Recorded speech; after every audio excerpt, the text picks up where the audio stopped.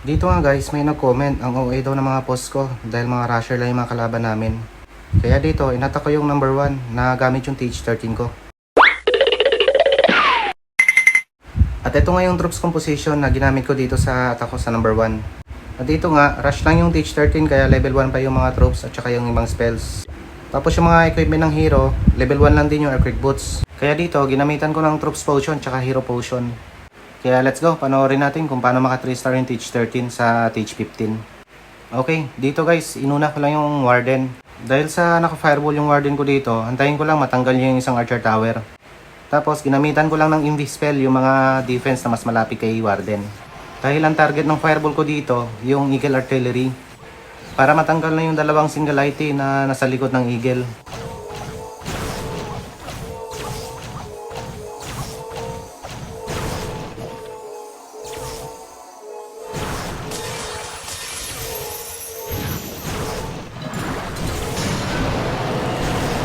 At ayun nga, saktong-sakto yung pinuntahan ng fireball.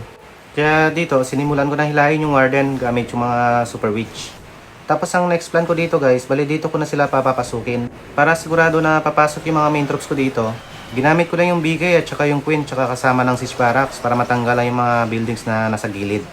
Para yung mga super witch kasama ng mga big boys at saka si warden, hindi na sila iikot, sigurado na papasok sila sa loob.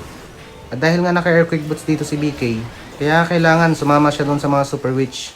At dito ko nga plano gamitin yung earthquake boots ni BK para mabuksan na yung mga walls dito at magkaroon ng access yung mga super witch sa ibang defense. At dahil sa hindi natanggal yung eagle sa fireball ni Warden, kaya nilapag ko na agad yung RC at ginamit agad yung ability niya na naka-rocket spear para matanggal na yung eagle.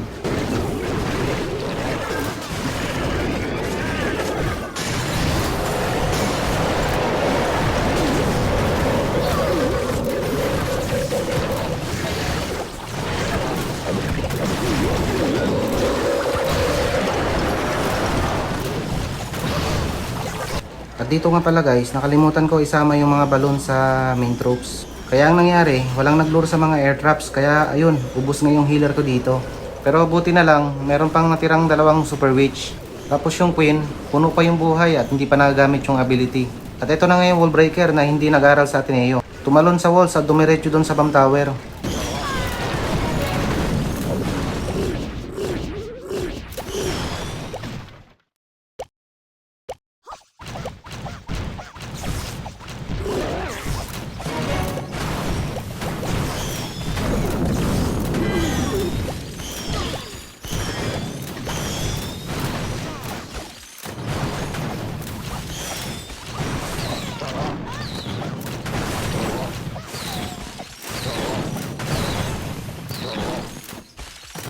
At ayun nga guys, nang dahil sa hindi nag-aral yung wall breaker, natanggal ng dalawang big boys yung scatter shot na pre-hit sa queen.